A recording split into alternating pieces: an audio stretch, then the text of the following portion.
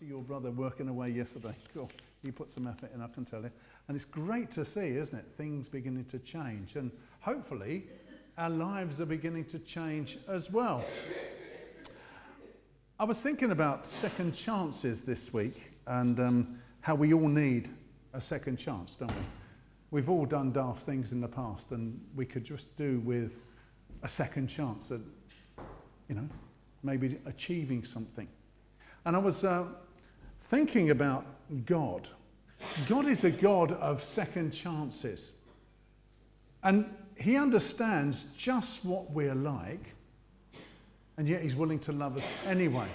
And I find that quite remarkable, the amount of times I have to come to prayer and spend time in repentance and having to confess my sins. I should never forget my kids saying to me once when I was telling them off, "It's all right for you, you don't do anything wrong, do you?" It's just as we get older, we learn to cover our sin that much easier, don't we? And we can justify our behaviour. We can give an impression that we've got it all together. But the problem with God's grace is we misunderstand it often. We have to understand that God's grace is not licensed to do as we please, but liberty to be who we're meant to be. There's a big difference in that, isn't there? Let me just illustrate that for you. I was reading a story this week about the police got a call from a neighbourhood which was known to be quite difficult, and they said there's a woman riding around the block, and she's been doing it for about half an hour, but she's going around in reverse. And people were a bit concerned. So the girl was stopped by the police, and they said, "What is going on?" And she said, "Well, my mum and dad lent me the car for the weekend, and I put too many miles on it." And she said, "What are you doing?" "Well, I'm going backwards to try and unwind it a bit." That's not how second chances work. That's just license, isn't it? To try and justify ourselves all the time. Liberty is something quite different. And I read this little report from New York, because it always happens, the best things happen in America, don't they? These two young lads who had a long history of criminal behaviour broke into a YMCA in New York. And on the way out, they saw a young man at the telephone switchboard making a call. And they assumed that he was phoning the police. So they pulled out their knuckle dusters. I don't know if you know what a knuckle duster is, they're like brass knuckles. And they gave the man a good hiding. And they thought he was dead, actually. And so what they did, they took his body and they hid it round the back of the swimming pool. They escaped. A little while later, a young woman that evening went in to go swimming, and she slipped on the blood and realised what it was and found the man's body, called the ambulance, etc. And the man was alive, but he'd lost the sight in one eye completely. Well, later on, the two young men were actually caught. They were two teenagers, and because of their previous, it looked like they were going to get time. And the man who had been injured prevailed upon the judge to discharge them into his care and parole them into his care. I suppose working for the YMCA, I don't know how it works in America, but they were both paroled to him. Well, one of the boys did actually commit another crime and ended up in jail. But one of the lads took his kindness and he actually went to college and studied. Then he went to medical school and he became a very significant doctor in the United States.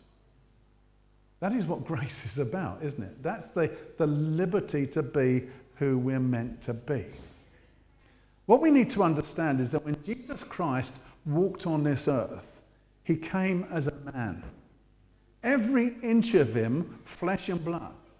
All the emotions were there. Everything about him was real. And because of this, because of the hardships that he often faced, he understands the frustrations of people just like you and me. He knew what it was like to go without, to be falsely accused, to be treated unfairly. He experienced the poverty that so many live with, and he saw clearly the false barriers of culture that were erected by those who have made it up the social scale. And he was aware that so many protected themselves with red tape and their professional superstructures. But when he spoke to people, he spoke the truth to everyone. Not with fancy words, not with deep theology or clever rhetoric. Instead, he told them stories so that everyone could identify with him somewhere along the line. And these stories didn't just show folk a picture of themselves, but served to show them a picture from God's perspective. And so showing them what God is like. And he did this for two reasons. First of all, it was necessary because his first hearers would have been Jews and God-fearers, and they weren't, for religious reasons, allowed to mention the name of God out loud. And secondly, it was to show present and future generations that God chooses ordinary people to be his children. And we're going to hear one of those stories just now. Thank you, Ed.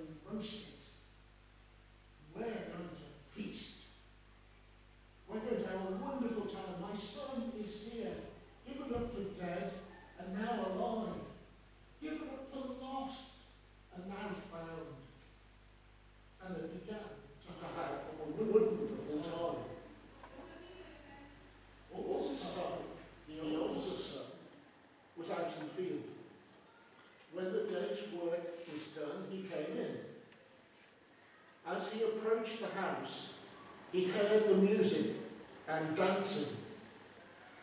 Calling over one of the houseboys, he asked what was going on.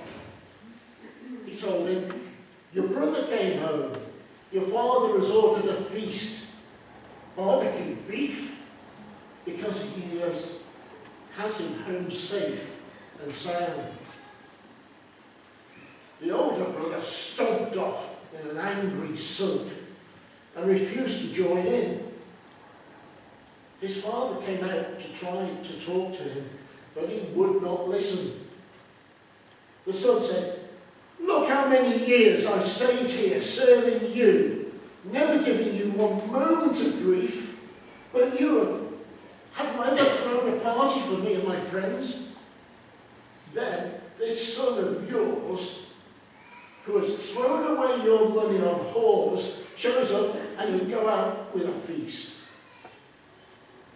His father said, son, you don't understand. You're with me all the time and everything that is mine is yours. But this is a wonderful time and we have to celebrate. This brother of yours was dead and he's alive. He was lost and he's found. Story, isn't it? And we all know it so well. But here we have a portrait of difficult children and a loving father. And there's so much here, isn't there, in the story? The idea of getting a second chance, the idea of getting a fresh start, a new beginning, the past put behind us, and eagerly looking, and if your circumstances have been desperate enough, even straining to realize and experience what is ahead of us. Along with this, there's bad attitude. There's self-seeking, grudging duty. There's envy. And there's this paradox in all of it of love. There's forgiveness. There's celebration. And there's priorities. Displaying that our relationships are more important than the material things or even the perceptions that we become so proud of. So let's look at the younger son. It's not, oh, hang on, I know why. I haven't turned it on. The younger son, thank you. Yeah, so here we've got a prime example of the grass is always greener on the other side of the fence. I can hear my father's words going around. Oh yeah, we've heard it all before. Everyone's got a mate called Dave who works on the oil rigs. I'm sure he can get you a job. You know, we've all got these friends, haven't you? But the grass is always greener on the other side of the fence. Now imagine what this guy's life was like. Working on his father's farm, he's probably quite content with everything he's got. Maybe there's plenty of visitors to the house. Probably as he gets older, different guests are talking about what life is like on the outside. And then after a while, the dissatisfaction seems to set in. Home isn't the place that it used to be. The work that he was so enthusiastic about isn't just what it was. It isn't stretching him anymore, and he finds himself becoming bored. That's the mantra of the young, isn't it? I'm bored. And he needs to consider his options, and that is so bang up to date. And it's true to say that many younger people, I'm not talking about particularly young, but younger people, have that experience so much in their short lives that many of them think they've got nothing else to experience. I mean, I'm amazed when I go into a bookshop and I see how many autobiographies there are by some of these celebrities and sports personalities who have lived to the ripe old age of 40. And you know, it's just amazing, isn't it? Sometimes even younger than that. But they don't realise that having lived the high life is not the same and certainly doesn't gain the wisdom of experience. That's not to excuse the older people who don't take any notice and they still don't learn the wisdom of experience. But if we look at our lad in the story, there's got to be more to life. His thoughts day after day are constantly on travel, of seeing the world outside this jaded existence. He wants his life to be full. He wants to experience everything. And they gradually become an obsession to him. And he starts thinking of ways that he can just attain this dream. And I think we've all been there, haven't we? We become so obsessed with something or someone even, that all we can think of is how we can get it or them. That's the exact situation here with this lad.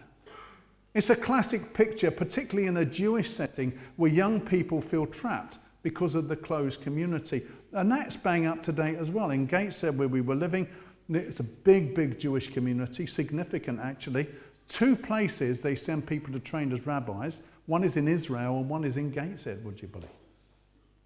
But also in Gateshead, in this place of learning, fantastic community, but also in this community, they had a school for naughty boys. Like a Borstal for Jewish kids.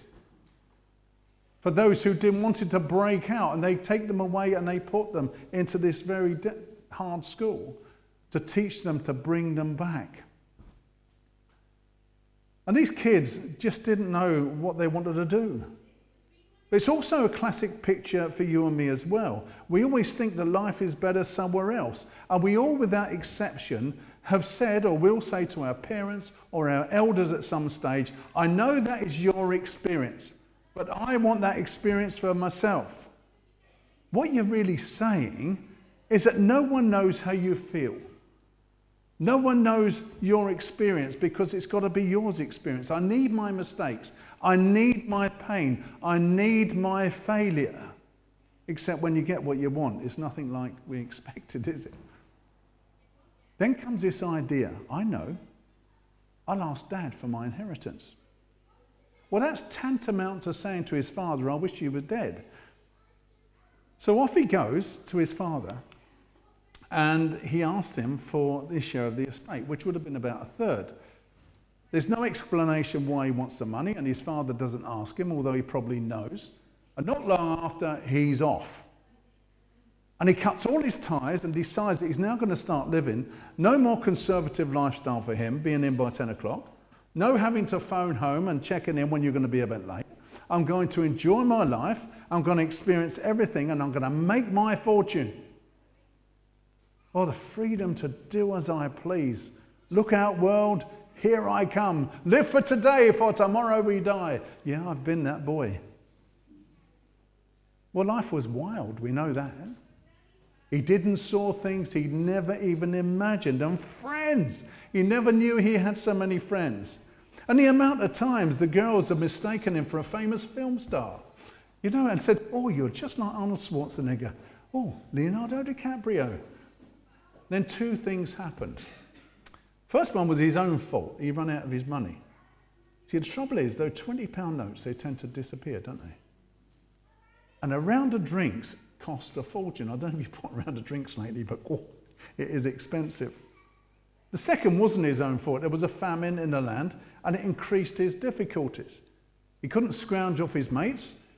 Work was non-existent. There were no state benefits. There were no comforts to be had.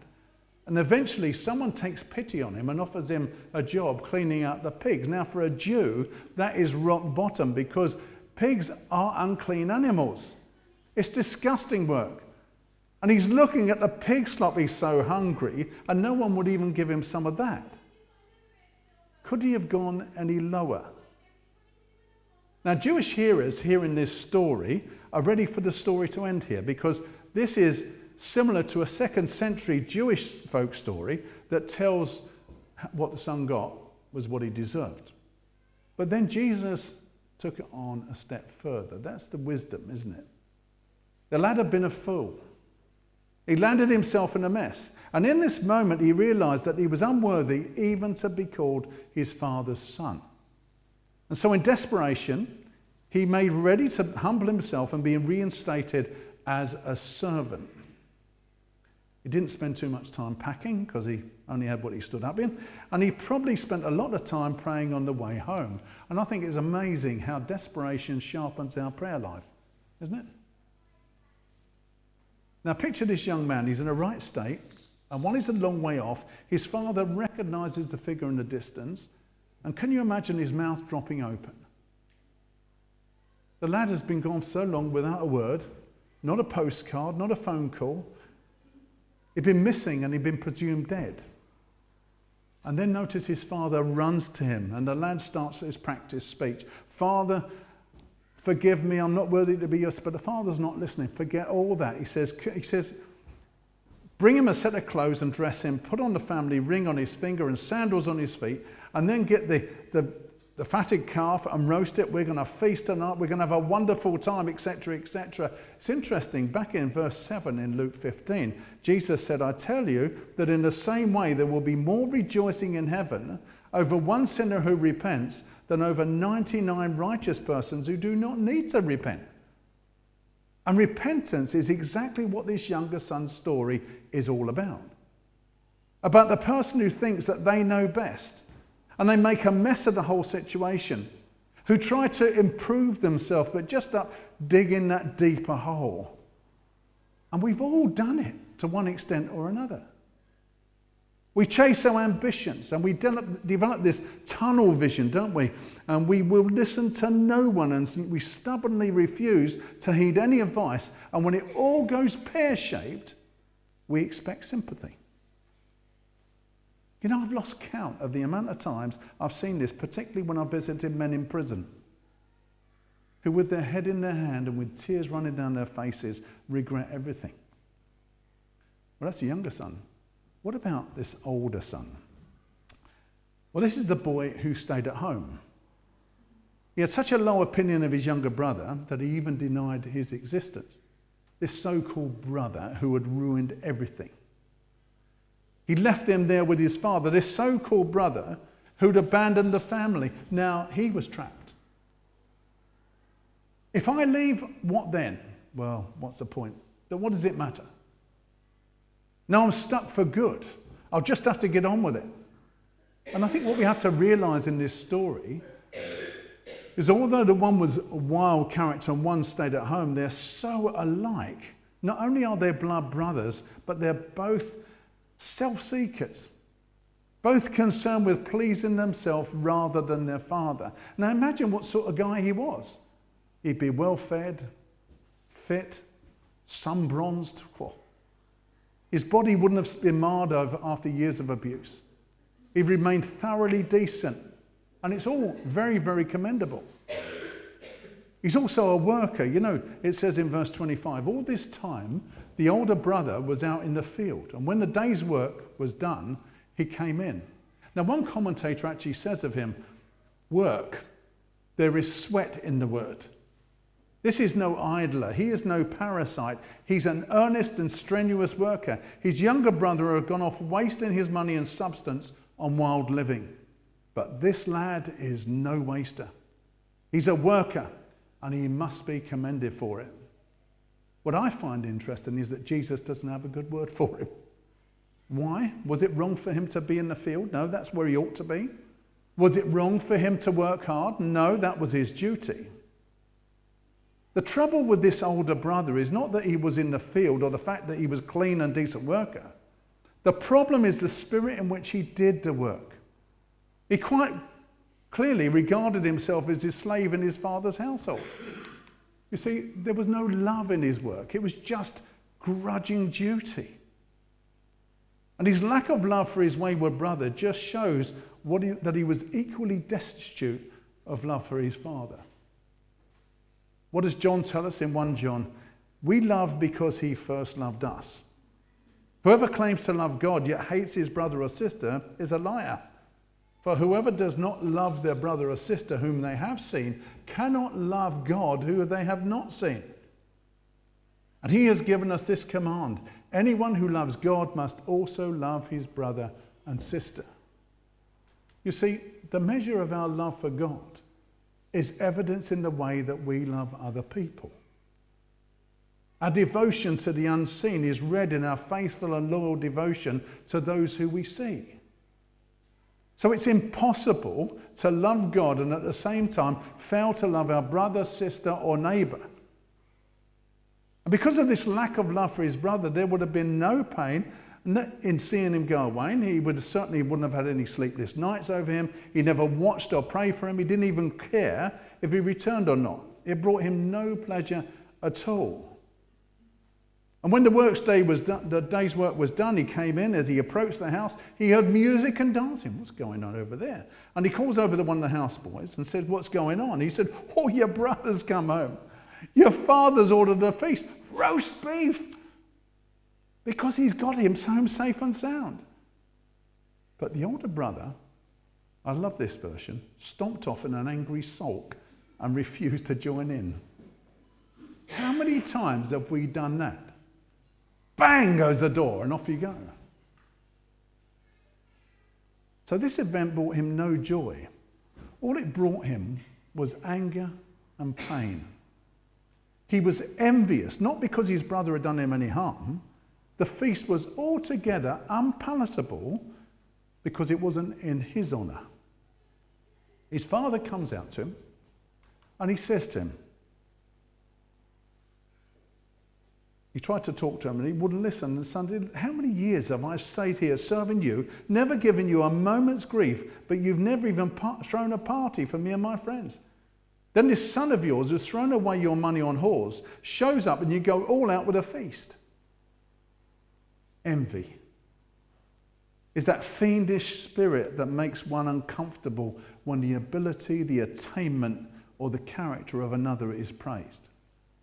It's a hellish serpent that stings us when we hear of the prosperity of a rival. And it's a sin that few of us confess, but of which many of us are guilty. It's ugly, cruel, and devilish. And we hardly rid ourselves of it except by the grace of God. See, one might have thought that this lad's story might have been a bit different.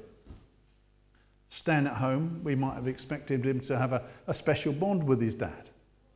They had a history together, working in the fields, doing all sorts of things, and the great laughs and the gems of experiences that they remembered, So, do you remember when we were, that sort of thing. Life in the Highlands for us was fantastic. We used to go peat digging, when it was a community effort. Ever been peat digging, anyone?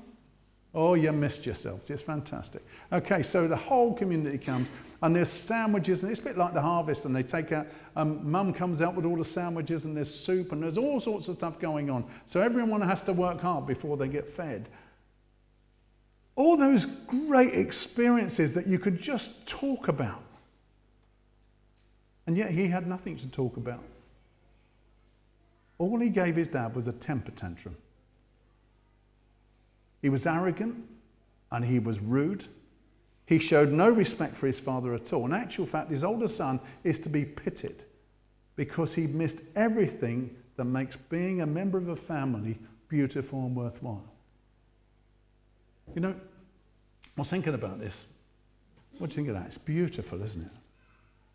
It's a beautiful thing. I bought these for Mary on an anniversary or something, but it's got thorns and everything. But it's fake. There's no smell, not the proper feel. And it's a bit like this older son, isn't it? His life's a sham. He gives all the impression that he's got it together, that he loves and respects his father. But for all that, he's a fake.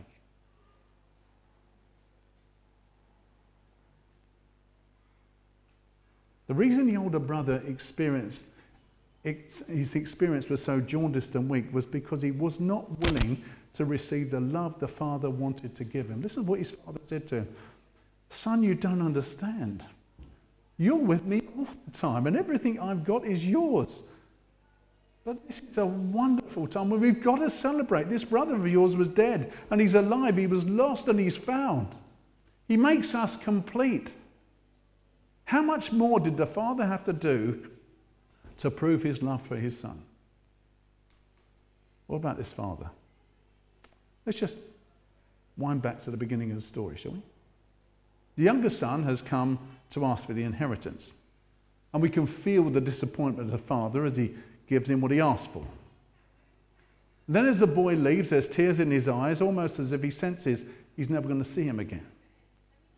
And then there's these years of waiting, praying daily for his son because he wants him to come home.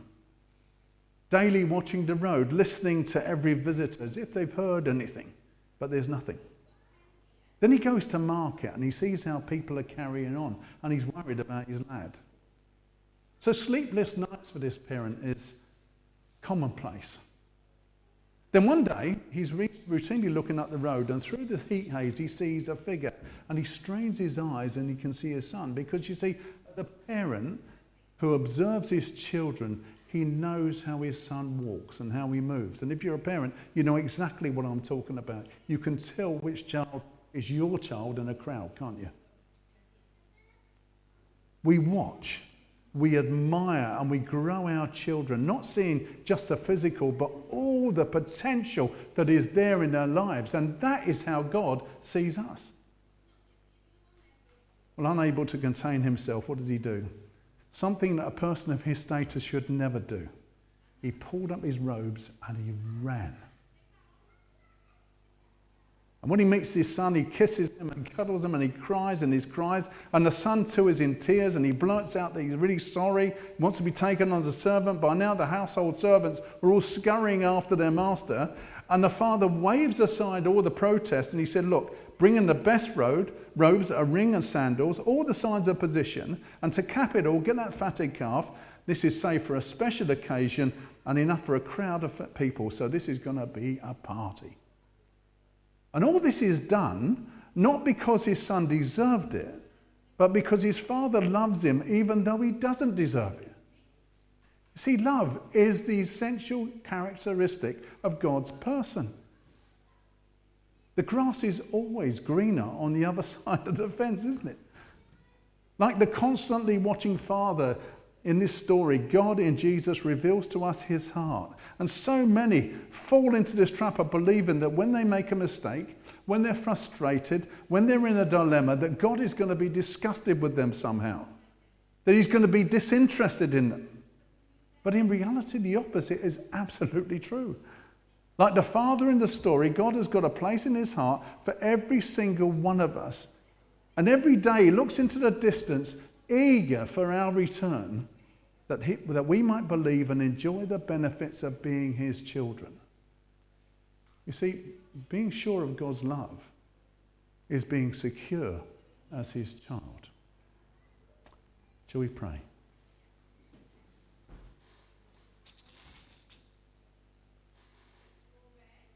We thank you for these great stories.